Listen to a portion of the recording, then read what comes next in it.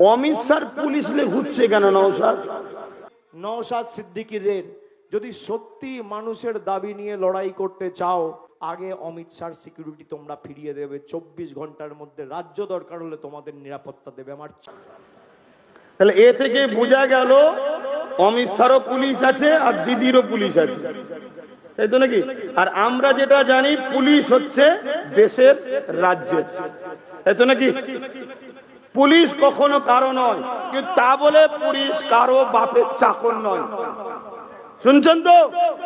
কিন্তু আমরা নতুন করে শুনলাম পুলিশ নাকি আমাদের ভাইপোর পুলিশ।